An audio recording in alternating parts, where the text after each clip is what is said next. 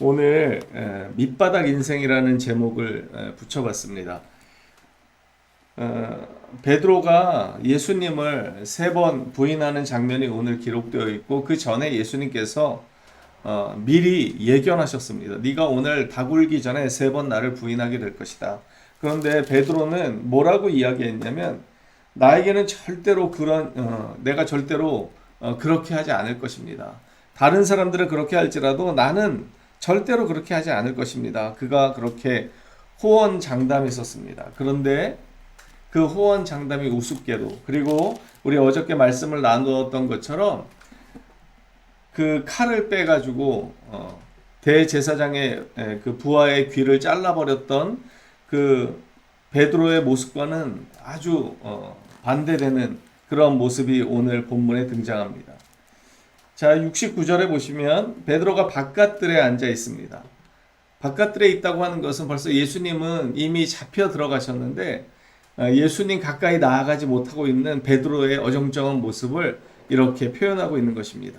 그때 한 여종이 이런 말을 합니다. 너도 갈릴리 사람 예수와 함께 있었도다. 내가 너를 본 적이 있다. 이렇게 이야기하니까 70절에 베드로가 모든 사람 앞에서 부인합니다. 나는 네가 무슨 말 하는지 알지 못하겠노라.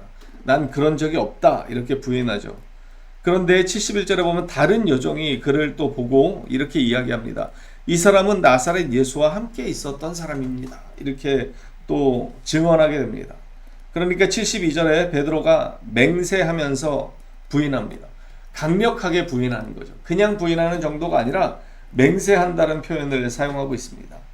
그러면서 나는 그 사람을 알지 못하노라. 그리고 73절로 이어지는데 곁에 섰던 사람들이, 이제 여러 명의 사람들이 또 증언합니다.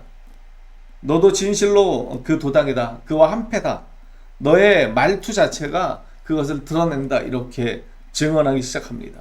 그러니까 아마 대단히 겁이 났던 것 같습니다. 74절로 보면 베드로가 저주하며 맹세하여 이렇게 이야기합니다. 나는 그 사람을 알지 못하노라. 여기 보면 분명히 저주했다라는 표현이 있습니다. 그러니까 예수님을 부인하는 정도가 아니라 예수님을 저주하면서 부인했다라고 하는 것이죠. 그러고 난 다음에 곧 닭이 웁니다. 74절 끝절에 보면 곧 닭이 울고, 75절에 보시면 이에 베드로가 예수의 말씀에 닭 울기 전에 네가 3번 나를 부인하리라 하셨던 그 말씀이 생각이 나서 밖에 나가서 심히 통곡을 했다. 이렇게 오늘 본문은 마무리하고 있습니다. 너무나 잘 알려진 구절이고 장면입니다. 베드로가 그렇게 호언장담했지만 자신의 이 본 모습을 이렇게 확실하게끔 보았던 적이 없었던 것이죠. 자기가 얼마나 비겁한 인간인지, 자기가 얼마나 그동안 하나님 앞에, 그러니까 예수님 앞에 헛된 맹세를 해왔는지를 그 스스로가 목격하게 된 것입니다. 자기 스스로의 본 모습을 이렇게 잘 보았던 적이 없었던 것이죠. 그래서 그도 어쩔 수 없이 심히 통곡하게 되는 그 장면이 기록되어 있는 것입니다. 우리는 이 모습을 보면서 늘 안타까워합니다. 그러면서 안타까워하는 우리의 마음 가운데 어떠한 마음이 있냐면, 나는 그러지 않을 것이다 라고 하는 우리의 또 내면의 교만이 저는 숨어 있다라는 생각이 듭니다. 하지만 우리도 베드로와 별반 다르지 않죠. 우리의 삶의 모습을 보면 더 그렇습니다.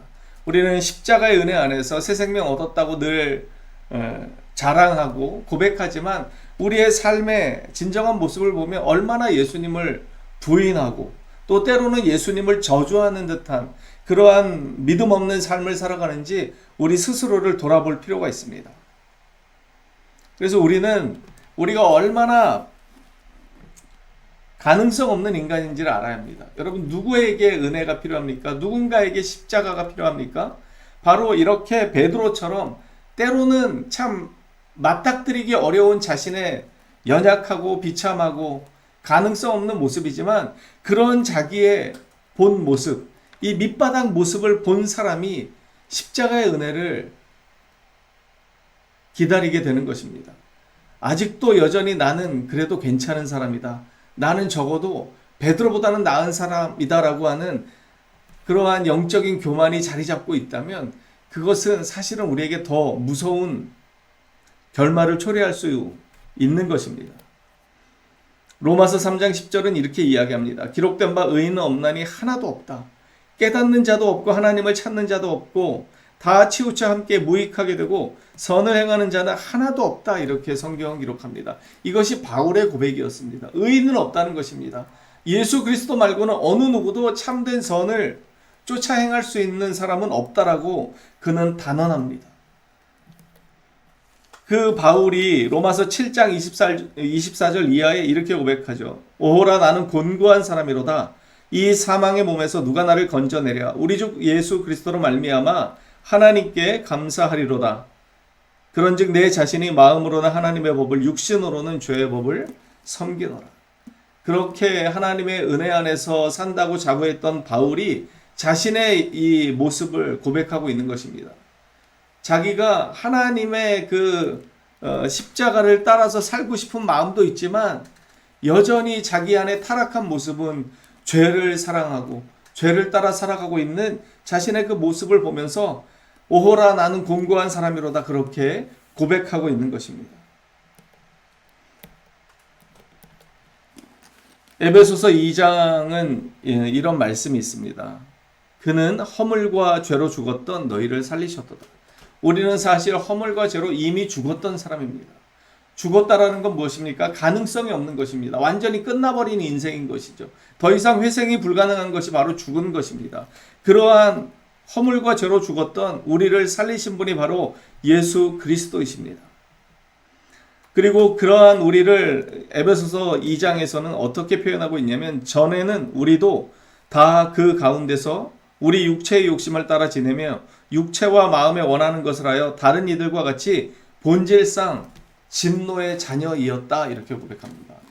우리가 태생적으로 하나님의 진노의 대상이었다는 것을 성경은 우리에게 이야기합니다. 그런데 그러한 본질상 하나님의 진노를 받을 수 없는 대상이었음에도 불구하고 긍휼이 풍성하신 하나님이 우리를 사랑하셔서 허물로 죽은 우리를 그리스도와 함께 살리셨다 이렇게 고백합니다. 그러면서 너무나 유명한 구절인데 에베소서 2장 8절과 9절은 이렇게 고백합니다. 너희는 그 은혜에 의하여 믿음으로 말미암아 구원을 받았으니 이것은 너희에게서 난 것이 아니고 하나님의 선물이라 행위에서 난 것이 아니니 이는 누구든지 자랑하지 못하게 하려 합니다. 우리가 구원받은 것 자랑할 것이 하나도 없다는 것이죠. 오직 우리를 불쌍히 여기시는 하나님의 사랑 때문에 십자가 안에서 그리스도 안에서 우리를 살리신 하나님의 사랑이기 때문에 그렇다는 것입니다. 그렇기 때문에 우리는 어느 것도 자랑할 것이 없다는 것이죠. 오늘 베드로의 이 부인하는 모습을 보면서 사실은 우리의 모습을 봐야 합니다. 우리의 이 밑바닥 모습을 우리는 봐야 합니다.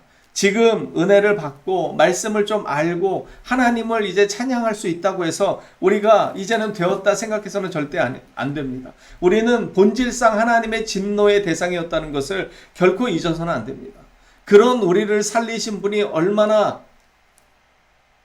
뜨거운 사랑으로 우리를 사랑하고 계시는지를 우리는 깨달아야 합니다. 내가 가능성 없는 인간인지를 알면 알수록 하나님의 십자가의 은혜가 얼마나 대단한 것인지 우리는 더 깊이 깨달을 수 있습니다. 여러분, 왜 교회 안에 변화된 모습이 적어지고 있습니까? 왜 교회가 세상의 사람들로부터 지탄의 대상이 되어가고 있습니까?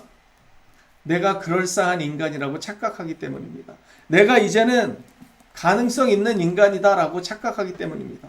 본질상 하나님의 진노의 대상이었다는 사실, 허물과 죄로 죽었던 비참한 인간이었다는 사실을 잊어버린 채 이제 마치 원래 하나님의 사랑을 받을 만한 대상이었던 것처럼 착각하고 교만의 자리에 나아갔기 때문입니다. 그럼 우리는 전혀 그러한 대상이 아닙니다.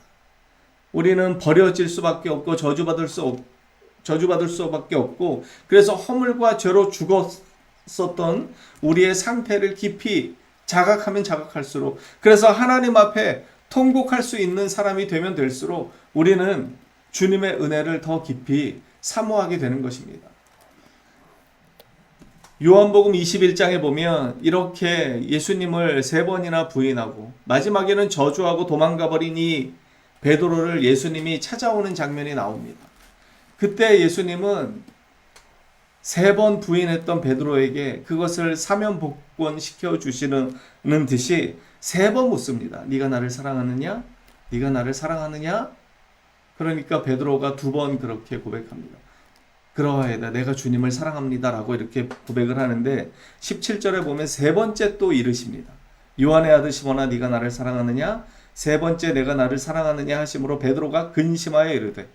왜 근심했을까요? 3번째 물으실 때 아마 자기가 예수님에 대해서 저주하면서 부인했던 것이 생각났을 것입니다. 그럼에도 불구하고 베드로에게 예수님께서는 그 기회를 주십니다. 그러니까 베드로가 근심하여 이르되 주님 모든 것을 아시오매 내가 주님을 사랑하는 줄을 주님께서 아시나이다. 그리고 난 다음에 예수님께서 베드로에게 사명을 주시죠. 내 양을 치라. 이 사명을 받은 베드로의 마음이 어땠을까요?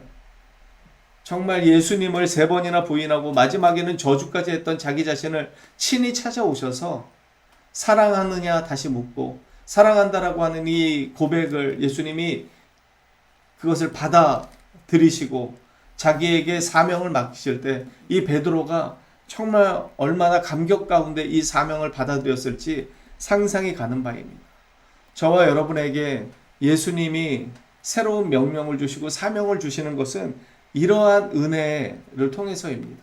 정말 가능성이 없고 예수님을 부인하고 배신했던 우리를 예수님은 용서하시고 다시금 찾아오셔서 오늘 우리에게 이렇게 묻습니다. 네가 나를 사랑하느냐? 그렇다면 나의 양을 치라. 나의 양을 먹이라. 하나님이 우리에게 맡겨주신 그 사명을 이제는 감당하라 말씀하시는 것입니다. 우리는 비참했던 인생입니다. 밑바닥이었던 인생입니다. 하지만 오직 예수님의 십자가의 은혜로 하나님의 사랑으로 이제는 새로운 삶이 되었습니다. 그런데 절대로 우리가 본질상 하나님의 진노의 대상이었다는 것을 잊어서는 안 됩니다. 그것을 떠올리면 떠올릴수록 우리가 받은 은혜가 얼마나 큰 것인지를 감사할 수 있게 되는 것입니다. 주님께서 부르시는 그날까지 이 십자가의 은혜가 늘 마음에 새겨져서 감사가 넘치는 우리의 삶이 되기를 간절히 소망합니다.